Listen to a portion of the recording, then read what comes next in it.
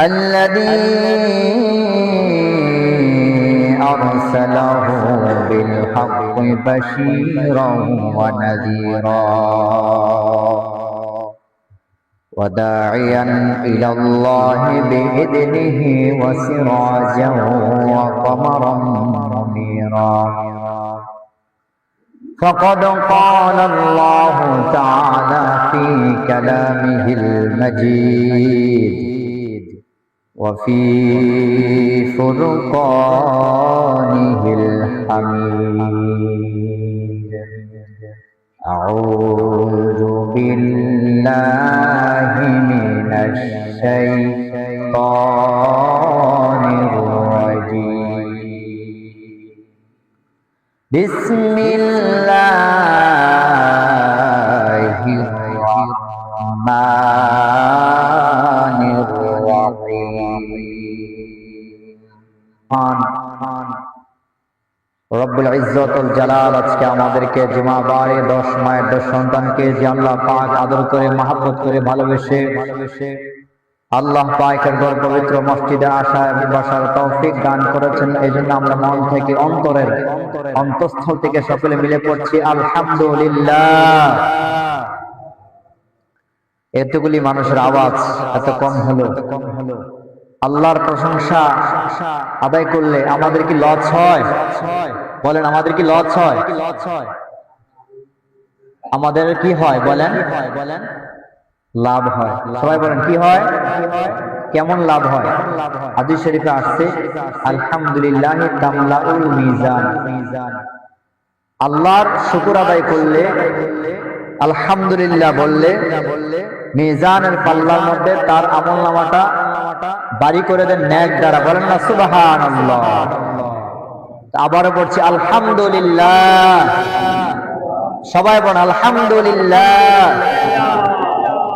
মুসলিম কেরাম, গত সপ্তাহে আমি আপনাদেরকে সংক্ষিপ্ত সময় যে আলোচনাটুকু করেছিলাম 18 নম্বর পারা থেকে 23 নম্বর সূরা থেকে সূরা আল মুমিনুন থেকে 4টা গুণের কথা বলেছিলাম। সবাই বলেন কয়টা গুণের কথা বলেছিলাম? 4টা গুণের কথা বলেছিলাম। এই 4টা গুণের কথা বলেছিলাম। মুমিন সফল হয়ে গিয়েছে। আল্লাহ তাআলা বলেছিলেন যে মুমিন কি হয়ে গেছে? সফল হয়ে গেছে। বলছি সফল হয়ে গেছে। এখন মুমিনেরা সফল হয়ে গেছে, তারপরে আল্লাহ তাআলা কিছু শর্ত ছেড়ে দিলেন, অর্থাৎ কিছু গুণাবলী দিলেন যে এই গুণগুলি থাকতে হবে। এখন আমরা সফল খুঁজি কোথায়? লেখাপড়া করে কেউ যদি দাখিল পরীক্ষা দিয়ে পাস হয় সে অবশ্যই সফল, তার দ্বারাতে সফল, তার মা বাবার কাছে সে সফল। কেউ যদি এসএসসি পাস করে তাহলে তার মা বাবার কাছে সবাই কি সফল। কেউ যদি প্রবাসে যায়, প্রবাসে যদি লক্ষ লক্ষ টাকা ইনকাম করে তাহলে সে প্রবাসে যে গেল লক্ষ লক্ষ টাকা খরচ করে, এখন সেই টাকা উপার্জন করে, তাহলে সেও কি সফল। এখন কেউ যদি ব্যবসা বাণিজ্য করে লাভবান হয় তাহলে সেও কি সফল। এবার খুব ভালো করে খেয়াল করে বুঝবেন, এই সফল আর এই সফল এক নয়। আল্লাহ বলছেন মুমিনেরা সফল। কদ আফলাহাল মুমিনুন, মুমিনেরা সফল হয়ে গিয়েছে। 1 নম্বর গুণ আল্লাযীনা হুম ফি সালাতিহিম খাশিউন, যারা নামাজের প্রতি গুরুত্ব দেয় আর নামাজের মাধ্যমে আল্লাহ পাক তার সম্মান মর্যাদা বৃদ্ধি করেন। আর এমন ভাবে সে নামাজ পড়েন যে এই কথাটা মনে করেন, আমি যদি আল্লাহকে নাও দেখতে পাই কিন্তু আমার রব, আমার মালিক আমাকে দেখতেছে। মুমিনদের 2 নম্বর গুণ হলো ওয়াল্লাযীনা হুম আনিল লাগবি মুরিদুন, অনর্থক কথাবার্তা থেকে, অনর্থক কাজ কর্ম থেকে সে বিরত থাকে। বলেন না সুবহানাল্লাহ।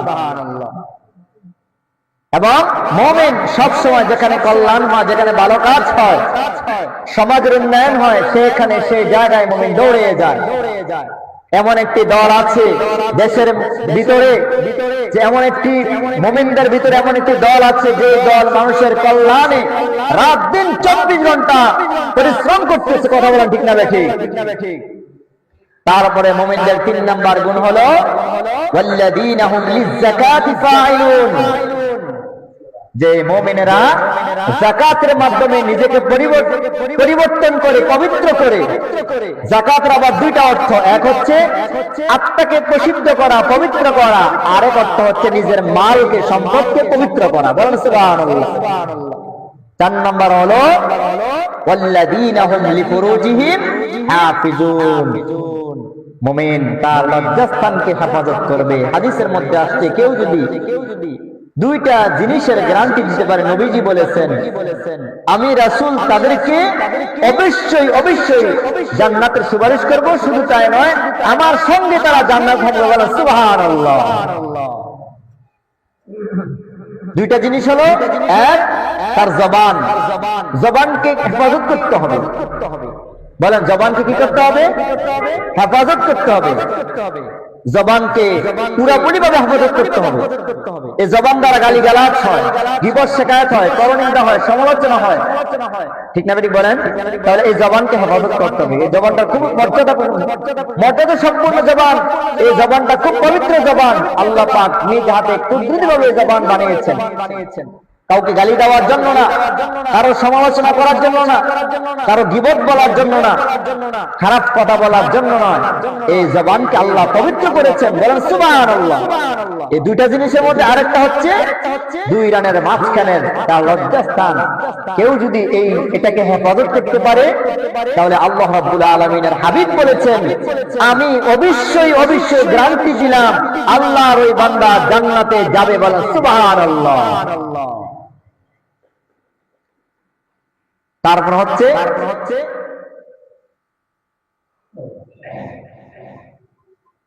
ইল্লা আলা আজওয়াজিহিম আও মা মালাকাত আইমানুহুম ফাইন্নাহুম গায়রু মালুমিন। গায়রু মালুমিন, এই আয়াতের কথা আর ওই আয়াতের কথা একই। যদি তারা তাদের স্ত্রী এবং তাদের দাসীর কাছে যায়, অর্থাৎ দাসী যারা তাদের কাছে যায়, তাহলে তাদের কোনো ক্ষতি হবে না। পরের আয়াত ফামানি বিতাগা ওয়ারা যালিকা ফাউলাইকা হুমুল আদুন, তবে এর বাহিরে যারা সীমালঙ্ঘনকারী তারা মুমিন হতে পারবে না। এবার চিন্তা করেন এই আয়াতের কথা গেল। তাহলে আজকে আমি যে আয়াত থেকে আলোচনা করব সেটা হচ্ছে পরের আয়াত, এগুলির পরের আয়াত। আল্লাহ রাব্বুল আলামিন বলেছেন ওয়াল্লাযীনা হুম লিআমানাতিহিম ওয়া আহদিহিম রাউন, যারা আমানতের প্রতি খেয়াল থাকে, আমানত রক্ষা করে। আমানত কি জিনিস? আমানত একটি গুরুত্বপূর্ণ আমল। আমানত এবং পাশাপাশি ওয়াদা, এই আমানত অত্যন্ত গুরুত্বপূর্ণ বিষয়।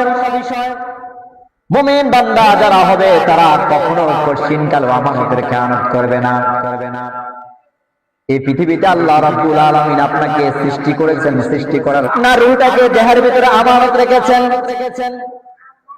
এই রূহটা যেন খারাপ কাজে না যায়, এই রূহটা যেন অশ্লীল কোনো কাজে না যায়, এই রূহটা যেন আল্লাহর ভয় সব সময় করে মানুষের সঙ্গে যেন সৎ আচরণ করে।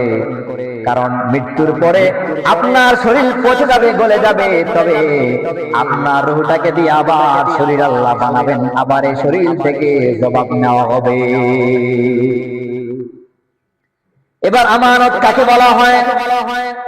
আপনার শরীরটা আল্লাহ পাক আপনার উপর আমানত দিয়েছেন।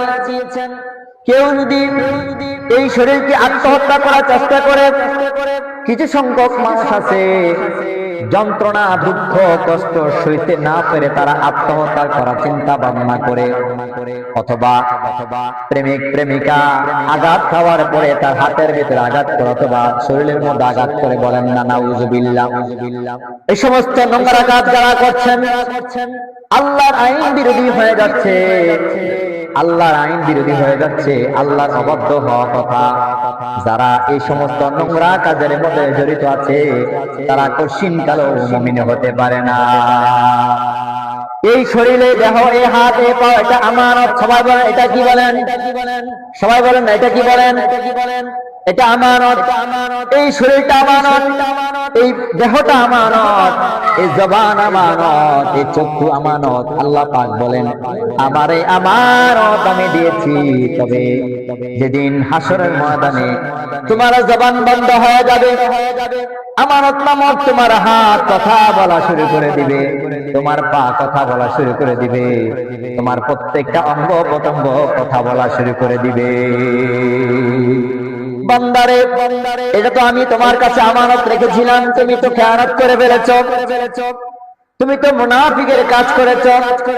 এবার কোরআনুল কারীম আল্লাহ রাব্বুল আলামিন সুন্দর একটি সূরাও দিয়েছেন মুনাফিকদের ব্যাপারে, যারা মুনাফিক। কোরআনুল কারীমের 28 নম্বর পারার মধ্যে সূরা মুনাফিকুন একটা সূরা আছে না নাই? এটা মুনাফিকদের জন্য দিয়েছেন। এটা মুনাফিক কাদেরকে বলা হয়?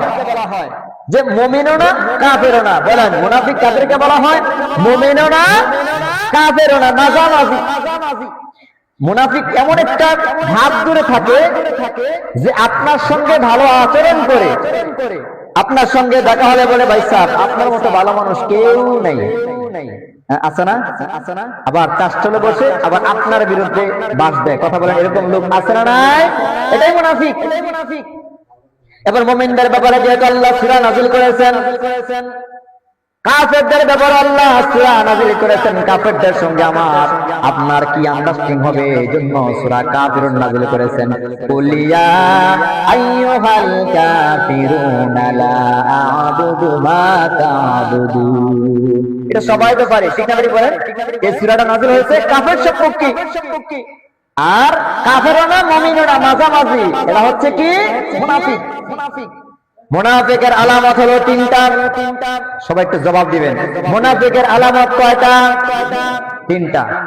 এক, কথায় কথায় মিথ্যা কথা বলে, ওয়াদার বরখেলাপ করে, আর আমানতের খেয়ানত করে। বলেন তো দেখি রাজা মেহের মানুষেরা এই সমাজের ভিতরে এমন ভালো মানুষ আছে না নাই?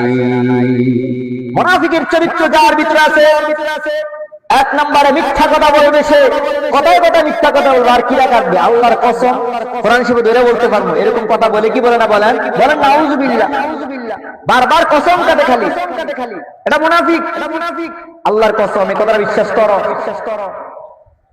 আর ওয়াদা দিলে ওয়াদার বরখেলাপ করে, যে দোকান থেকে বাকি খায় বলে ভাই সাহেব আগামীকাল আপনার টাকাটা অবশ্যই দিয়ে দিব, অথবা হাওলাতের টাকা নিছে, এখন ভাই কদ্দা হাসানা, এটাকে আরবিতে বলে কদ্দা হাসানা, যে কদ্দা হাসানা নিয়েছে ঠিক আছে, কিন্তু সে এই টাকা যে নিছে আর দেওয়ার কোনো খবর নাই। মাস কি মাস, বছর কি বছর চলে যায়, মামলা হয়, কত কিছু হয়, তারপরে হাওলাতের টাকা দেয় না। এমন লোক সমাজে আছে না নাই? এটা মুনাফিক। মোস্তাক ফয়েজি ওয়াজ করছিলেন, একটা কথা বলছিলেন যে হাওলাতের টাকা দেওয়ার পরে তো যখন তার কাছে হাওলাতের টাকা চায়, তখন বাজারে যেহেতু বলছিল ভাই সাহেব আমার টাকাটা দিতেন না, তখন তার মানিজ্য প্লাস্টিক হয়ে গেছে। এই মিয়া বাজার একটুগুলি মানুষের সামনে আমার কাছে হাওলাতের টাকা চাইলে তুমি তোমার বিরুদ্ধে তো মেল ডাক দেওয়া লাগবে, তো মেল ডাক দেয়। একটা গল্প করতেছে আর কি, আসলে কিন্তু কথা বাস্তব। যে যার টাকা হাওলাত দিয়েছে মনে হয় তার বাড়িতে আইতে যাইতে তার জুতাগুলি ক্ষয় হয়ে যাচ্ছে। এটা করতে পারবেন না। হ্যাঁ, আপনি যদি টাকা হাওলাত নেন, যদি না দিতে পারেন, তাহলে আপনি বলবেন ভাই সাহেব আমি এই সপ্তাহ পারতাম না, আপনি মনে কষ্ট নিন না ভাই, আগামী সপ্তাহ চেষ্টা করলাম দেওয়ার জন্য। পুরোপুরি দিবেন না ডেট, চেষ্টা করবেন যে ভাই আমি আগামী সপ্তাহ চেষ্টা করলাম দেওয়ার জন্য, এই কথাটা বলবেন, তাহলে আপনার মুনাফিকের কাতারে নাম থাকবেন না। যদি লোকটা ভালো হয়, নেককার হয়, ভালো মানুষ হয়, তাহলে লোকটা বলবে ভাই ঠিক আছে। আবার এমনও কিছু লোক আছে যারা ভালো মানুষ যদি 1000 2000 টাকা নেয়, সেই যদি ধনাত্ম ব্যক্তি হয়, বড় লোক হয়, তাহলে এমন কথা বলে, ভাই যেহেতু আপনি টাকা আমার কাছ থেকে নিয়েছেন, বারবার আপনি আমার কাছে এসে নরম হয়ে যান, টাকা না দিতে পেরে আপনার লজ্জা লাগে, খারাপ লাগে, ভাই গো যান, আপনার 1000 2000 টাকা দেওয়া লাগবে না, এটা আমি ক্ষমা করে দিলাম। আছে না নাই বলেন? আছে। আবার এমনও কাজটা লোক আছে, কি ধরনের লোক আছে, যে হাওলাতে নিচে, আবার হাওলাতে টাকা 500 টাকা হোক না, 100 টাকা হোক না, 100 টাকার লেগে তার কেমন ভিডিও তারে ছাড়ে না। এমন কাজটা লোক আছে না? বলেন, আল্লাহ আমাদেরকে হেফাজত করেন, পড়েন আমিন। এই জন্য আমার ভাইয়েরা, আমানত খুব গুরুত্বপূর্ণ একটা আমানত। তাহলে মুনাফিকের 2 নম্বর আলামত হলো ওয়াদা দেয়, ওয়াদা দেয়, ওয়াদার বরখেলাপকারী। আর 3 নম্বর মুনাফিকের আলামত হলো ওয়াদা দেয়, 3 নম্বর আলামত হলো তারা আমানতের খেয়ানত করে ফেলে। আমানতের খেয়ানত করা যাবে না। আপনার কাছে আমি এই জমিনটা রাখলাম, ভাই এই জমিনটা আমার, এটা আমি পরবর্তীতে নিয়ে যাব, আমার যখন টাকা হয় নিয়ে যাব। এটার মধ্যে আপনি কোনো জুলুম করেন না, মারামারি করেন না, এটার হক আপনি নষ্ট করবেন। অথবা বাড়ির দিকটা দেখি, এই বাড়িটা আমার, এই গাছটা আমার, এই ফল গাছটা আমার, ভাই অতটুকু পরিমাণ ফল আমার আছে, আপনি নষ্ট করবেন না, খাইবেন না। অথবা যারা পাহারা দেয়, অবশ্যই তারা যদি বাড়িওয়ালার অনুমতি নিয়ে খায়, তাহলে কোনো অসুবিধা হবে না। যারা আপনার কাছে আমানত রাখলো, আপনি যদি না বলে ফল খান, কোনো কিছু নিয়ে নেন, তাহলে হাসরের ময়দানে আপনাকে আসামির কাঠগড়ায় দাঁড়ানো লাগবে। আমানত যে রাখতে পারলেন না, আমানতদারি আপনার যে ছিল না, তাহলে এই আমানত না দেওয়ার কারণে, আমানত রক্ষা না করার কারণে হাসরের ময়দানে আপনাকে জবাব দেওয়া লাগবে। তাহলে মুমিনদের গুণ হলো আল্লাযীনা হুম লিআমানাতিহিম ওয়া আহদিহিম রাউন, যারা আমানত রক্ষা করে। দেখেন এই সমাজের মধ্যে কিছু কিছু মানুষ আছে যারা আমানতকে রক্ষা করে। কেমনি ভাবে রক্ষা করে? এমন সমাজের মধ্যে মেম্বার আছে, তার কাছে যদি কোনো গম আসে অথবা সরকারি কোনো ফান্ডের কোনো কল আছে, টিউবওয়েল আছে, কোনো কিছু খাবার আসে, তাহলে ব্যক্তিটা চেষ্টা করে পাই টু পাই করে আমার ভাইয়ের হক, আমার আত্মীয়স্বজনের হক, আমার বাতিজার হক, এতিমের হক আমি মারবো না, নষ্ট করবো না, আমার হকটা আমি তাকে বুঝাইয়া দিব, অথবা তার হক তার কাছে আমি বুঝাইয়া দিব। এমন লোক সমাজে আছে, এমন মেম্বার। আবার এমন মেম্বার আছে যে মেম্বার কাজ করার আগে মানুষের বাড়ি বাড়ি যায় কয় আমারে ভোটটা দিয়েন, 500 টাকার বিনিময়ে ভোটটা কিনা নেয়। ঠিক না বেঠিক বলেন? ভোটটা কিনা নেওয়ার পরে আর তার বাড়ির সামনে দেওয়া আসে না। যদি লোকটা বিপদে পড়ে তার কাছে যায়, তখন আর মেম্বার ওই সাধারণ মানুষকে চিনতে পারে না। এমন ডাকাত সমাজে আছে না নাই? রাজা মেল না থাকতে পারে। দেশের বিভিন্ন জায়গায় এমন লোক আছে, নির্বাচনের সময় কত সুন্দর সুন্দর করে হাসিমুখে কথা বলে, নির্বাচনের পরে তারা আর আমানত রক্ষা করতে পারে না, ওয়াদা রক্ষা করতে পারে না। কথা বলেন ঠিক না ঠিক? এই যে সামনে নির্বাচন আসতেছে, দেখবেন কত মানুষ আসবে, মাশাআল্লাহ দিলে দাঁড়িয়ে আছে, টুপি আছে, এরকম লোক আসবে। আসছে না? বলেন না? অথবা দাড়ি টুপি না থাক, কিন্তু কথাটা সুন্দর করে বলবো, ব্যবহারটা সুন্দর করে বলবো। একবারে যে মনে করেন ফেকে কাজ করতেছে, ওই লোকের কাছে মুসাফা করবো, আরে ভাই আমার হাতে ফেক, কি হয়েছে ভাই, আপনি মুসলমান না? কম আমি তো মুসলমান। অথবা হিন্দু, কি হয়েছে, তাহলে মুসাফাটা করি, অসুবিধা কি? ওই লোকের সাথে মুসাফা করবে। আর যখন ফাঁস হয়ে যাইব, এমপি চেয়ারম্যান ইলেকশন করে যখন ফাঁস হয়ে যাব, তখন আর তার লাগল আর আপনি পাইবেন না। আল্লাহ তাআলা যেন আমাদেরকে ওই সমস্ত নেতা থেকে হেফাজত করেন, পড়েন আমিন। বলতেছিলাম আমানতের খেয়ানত যাতে না হয়, আমানত রক্ষা করা। আবার দেখবেন অনেক বাড়িতে মা বাবা মারা যায়, চাচা জ্যাঠা অথবা নানা নানি, তাদের কাছে কিছু সন্তান আমানত থাকে। নানার বাড়িতে থাকুক অথবা দাদার বাড়িতে থাকুক, ওই সন্তানটা আপনার কাছে আমানত। যতটুকু সম্ভব তাকে আপনি যেই কোনো লাইনে পড়াশোনা করান অথবা তার দায়িত্ব তাকে বুঝাইয়া দিবেন। ওই বাচ্চাটা উপযুক্ত অথবা সাবালক হওয়া পর্যন্ত তার দায়িত্ব আপনাকে বুঝাই লাগবে। আপনি যদি এই আমানত জিনিসটার দিয়া কাজ করান, কষ্ট দেন, তাকে মারাত্মক ভাবে আঘাত দেন, কষ্ট দেন, তাহলে হাসরের ময়দানে আপনাকে আসামির কাঠগড়ায় দাঁড়ানো লাগবে। এই সমাজে এমন মানুষ আছে, আরে বললে কষ্ট লাগে, কিছু সংখ্যক মানুষ এমন আছে যে প্রথম বিবাহ করে দুইটা বাচ্চা যখন হয়ে আসছে হয়, এই বাচ্চা হওয়ার পরে মনে করেন তার স্ত্রী পাগল হয়ে গেল অথবা মারা গেল, মারা যাওয়ার পরে পাষণ্ড বাবা আরেকটা বিয়া করে, পরে কি করে না করে কোনো সুবিধা নাই, বিয়া করার পরে এই যে আগের সংসারে যে সন্তানগুলি, এই সন্তানে ভালো করে খোঁজখবর নেয় না। এমন লোক আছে না নাই?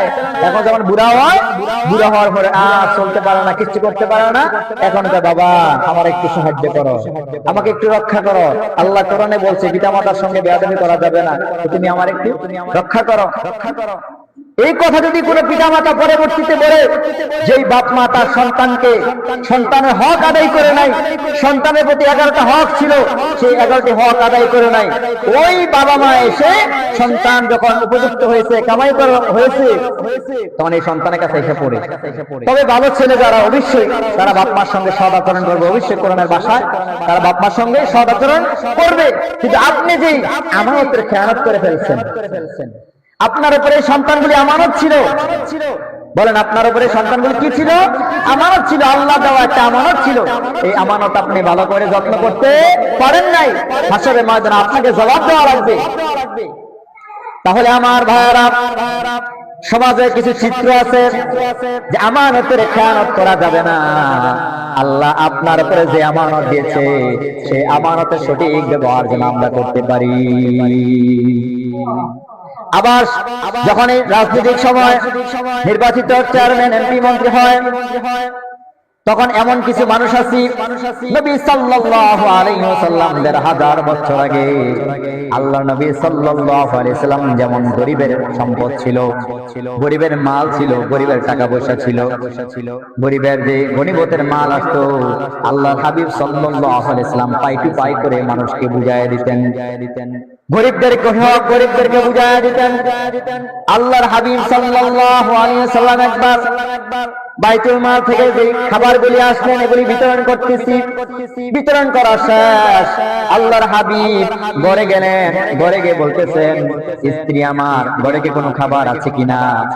তখন স্ত্রী বলতেছে, না, ঘরে কোনো খাবার নাই। স্ত্রী বলতেছে, ঘরে কোনো খাবার নাই।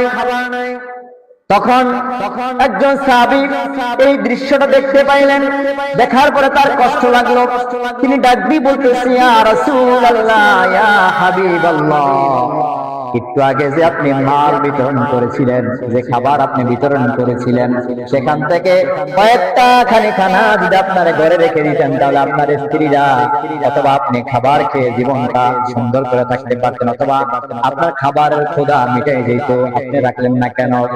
আল্লাহর হাবিব সাল্লাল্লাহু আলাইহি ওয়াসাল্লাম সুন্দর করে বললেন, হ্যাঁ সাহাবীরা শোনো, আমি যদি ওই হকটা রেখে দিই, এটা তো আমার হক না, এটা তো আমার বাড়ির অন্য মানুষের হক। কথা বলেন ঠিক না বাকি?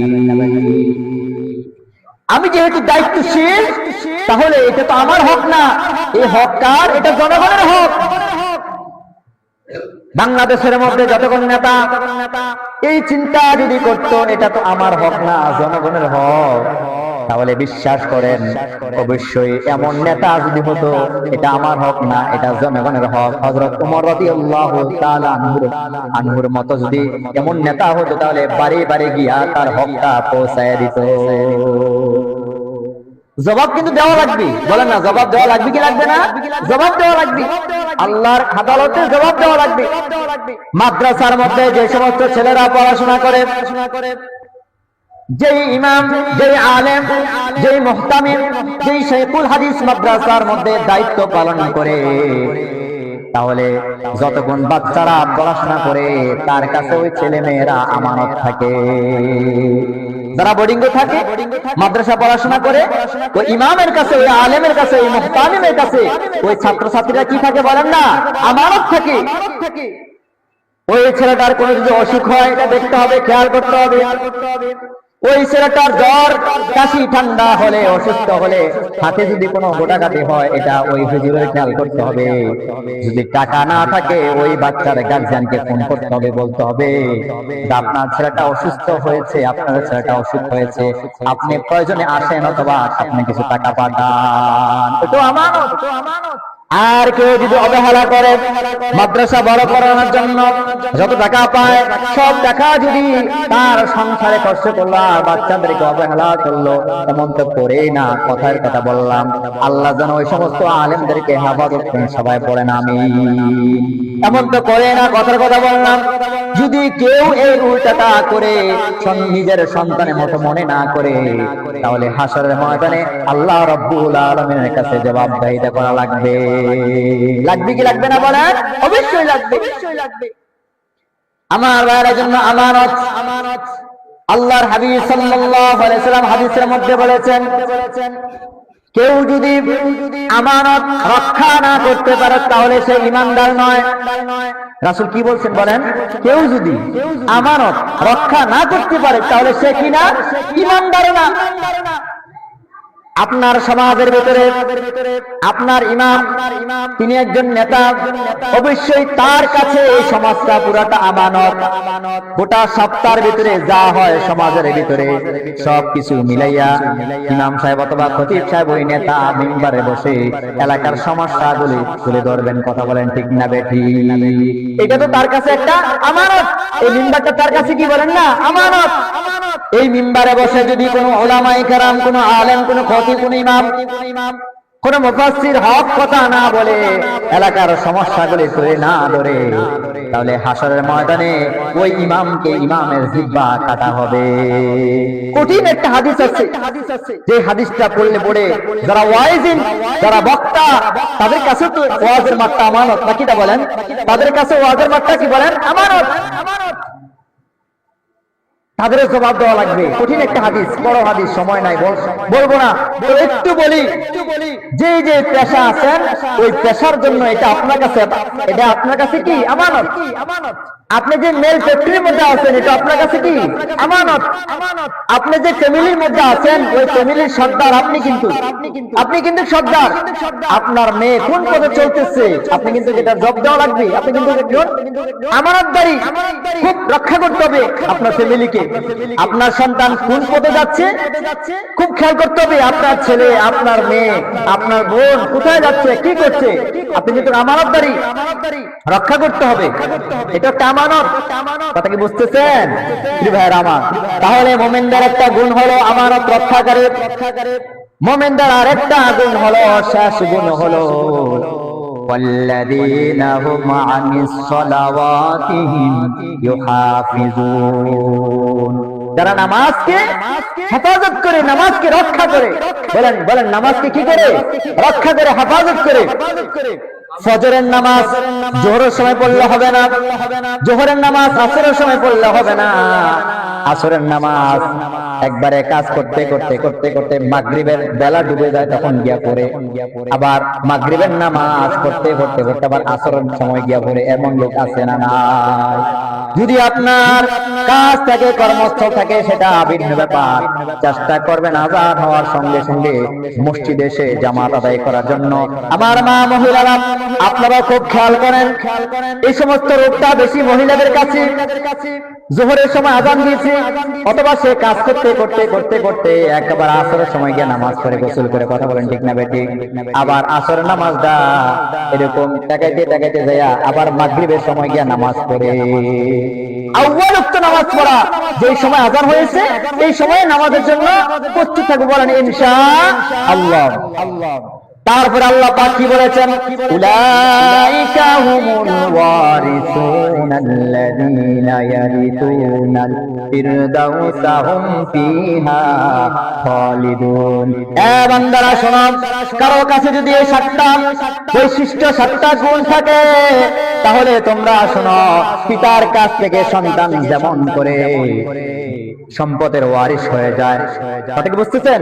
পিতার কাছ থেকে যেমন করে সন্তান জমিনের ওয়ারিস হয়, বাড়ির ওয়ারিস হয়, তেমন করে আল্লাহ পাক বলেন যাদের ভিতরে সাতটা বৈশিষ্ট্য থাকবে, আল্লাহ পাক বলেন অবশ্যই অবশ্যই তারা জান্নাতের ওয়ারিস হয়ে গেল। সুবহানাল্লাহ। শুধু জান্নাতের ওয়ারিস হবে না, আল্লাহ পাক বলেন অবশ্যই তারা কিয়ামত পর্যন্ত না, কিয়ামত কাছে এসে পড়ছে, অনন্তকালের জন্য তারা জান্নাতে দাখিল থাকবে, জান্নাতে প্রবেশ করবে। বলেন সুবহানাল্লাহ। অনন্তকালের জন্য তারা জান্নাতে থাকবে। বলেন সুবহানাল্লাহ। আল্লাহ যেন আমাদেরকে এই 7টা বৈশিষ্ট্য আমাদের ভিতরে স্থাপন করেন, বলেন না আমিন। মনে থাকবো তো ইনশাআল্লাহ।